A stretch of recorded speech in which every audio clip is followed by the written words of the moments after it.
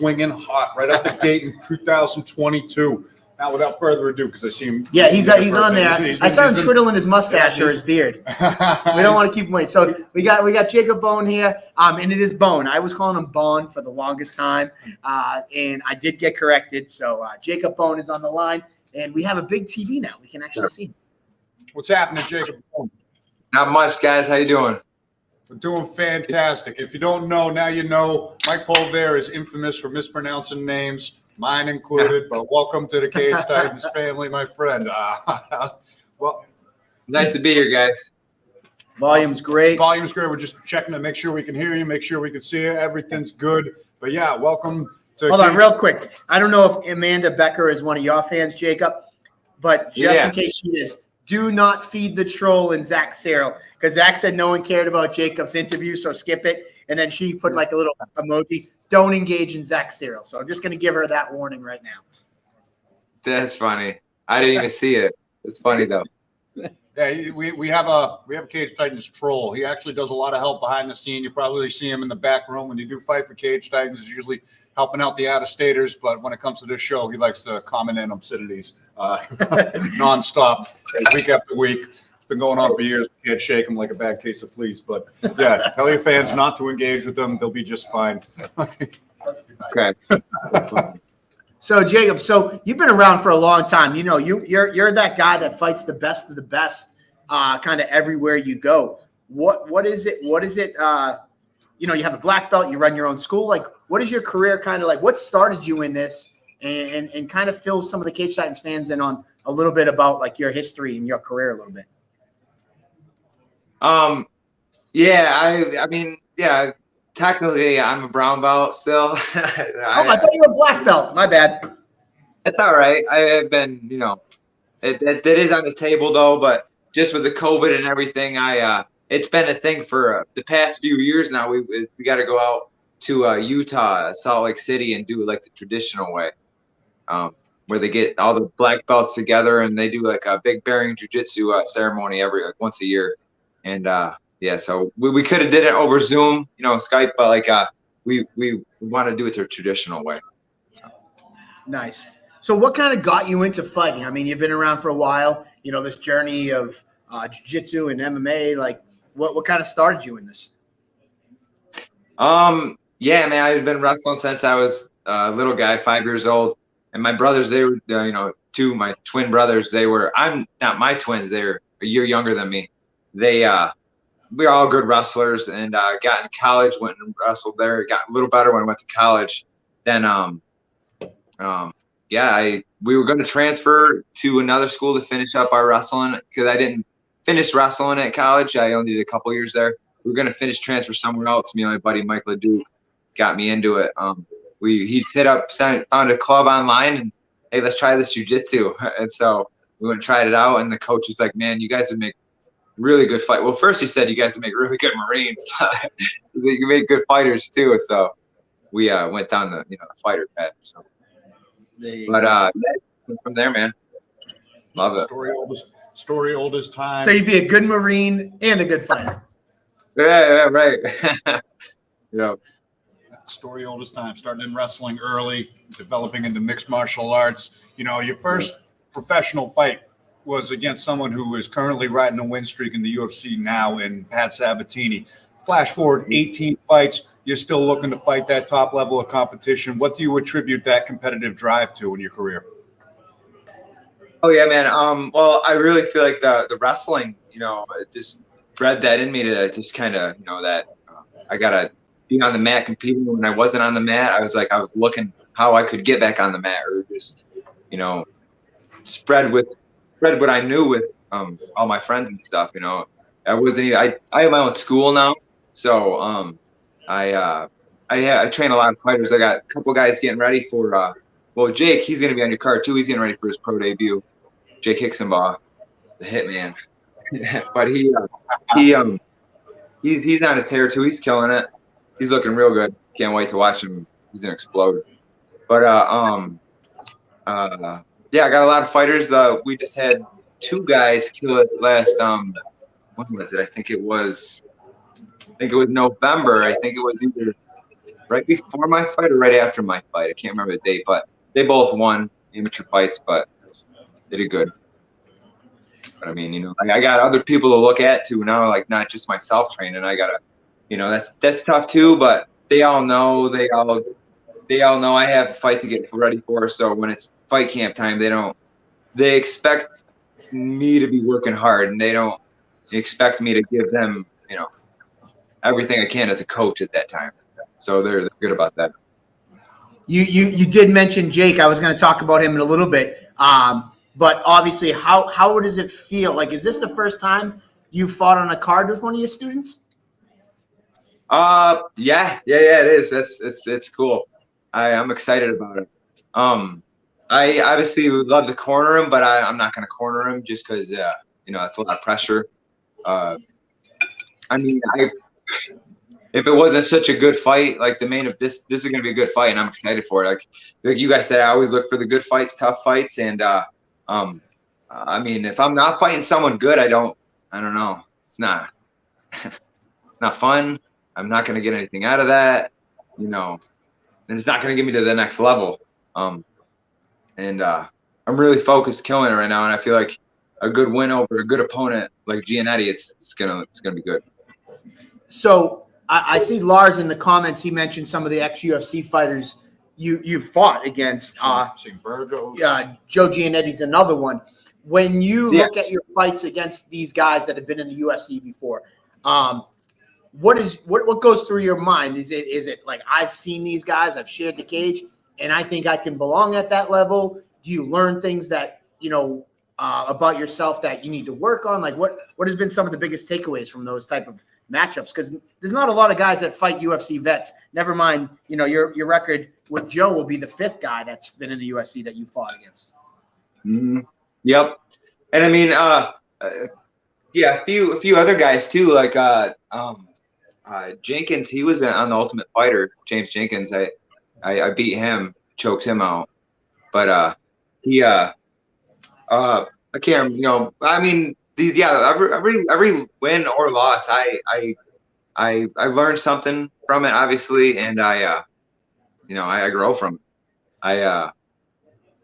I always ask the fighters too, if not always, but once in a while, like after the Soriano fight, he got some good work in there. I mean, those leg kicks, and I asked him after the fight, what's something I could work on, and he gave me some good tips. So that's something that's beautiful about this sport, like the fact that you could, you got to fight with a guy, and then you can actually talk to him afterwards, and it's about respect and helping each other out grow as an athlete once you share that cage. Yeah. Now, touching back on your opponent, Joe Giannetti, he's someone who's no stranger to the Cage Titans fan base. He's been on this show plenty of times. What message do you have for the Cage Titans fans here, as a first-time appearance on Table Titans, your first time coming into Cage Titans? What can they expect from you, and how do you see yourself matching up against Joe as an opponent specifically? I see myself, what I'm going to bring to the table with Cage Titans, another new promotion. I love fighting for anybody and everybody. I just love putting on a show, and I'm there to fight. Sometimes I look too much for the finish, and I don't enjoy the fight as much. But as many fights as I've had, I've had a lot of. There's been a lot of different scenarios and a lot of different fights. So, I mean, I'm just about fighting. I love it. That gives mixed martial arts. I've been mixing it up really well for this camp. And I just can't wait to get out there and just put on a good show for you guys. Like, my blood, whatever happens, sweating out there. Fuck it, man. I'm out there to die. I don't care. Putting all out there. It's my plan. Well, I could tell you, not only, being the owner or president, whatever you want to call me at Cage Titans, I speak for all the Cage Titans fans. Like, they don't care where you're from, whether you're a hometown guy, an out-of-state guy, somebody like the party.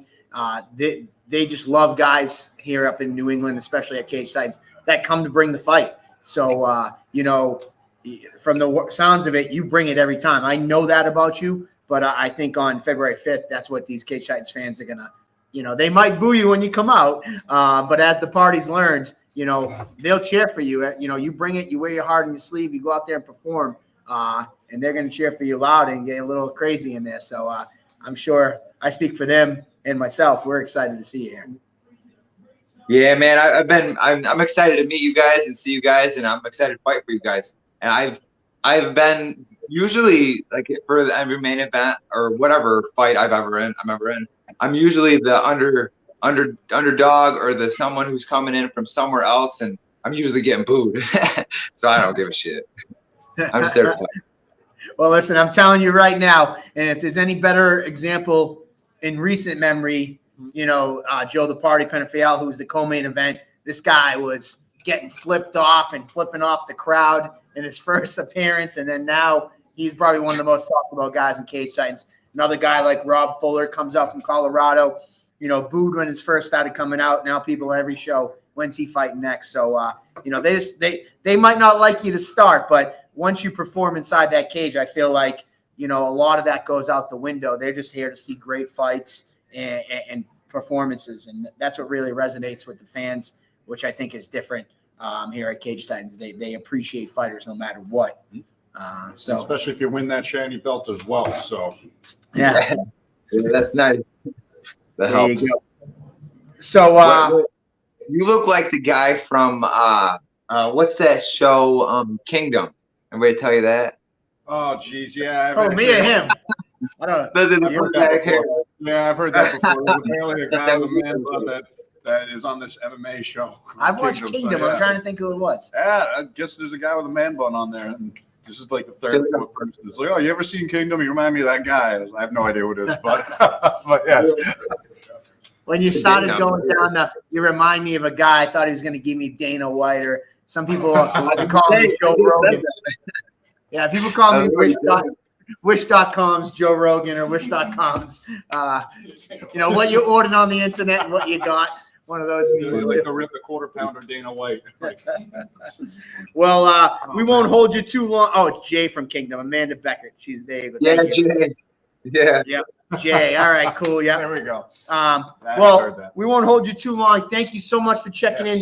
I know we cannot wait, until February 5th, and we'll meet you ahead of time. Hopefully we have the press conference, and I'll talk to you and Lars about the day before weigh-ins. We do a press conference in Plymouth.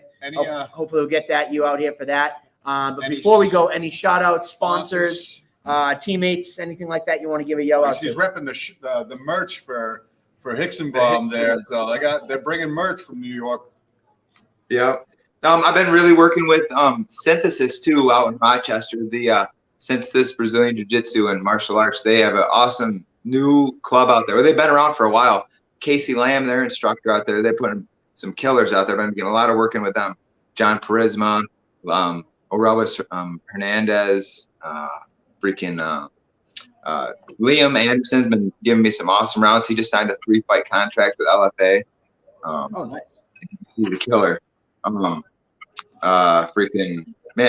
There's some Caleb Schmitz. He's been around for a while. He's been tons of knowledge, just good. Rick Huntsman out at American Top Team in Watertown. He's a Bang Muay Thai instructor.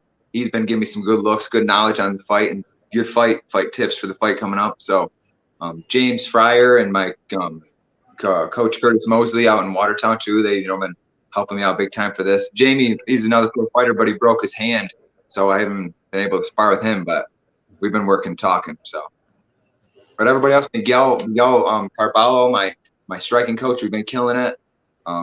And yeah, just all my team too. Everybody's giving me that work.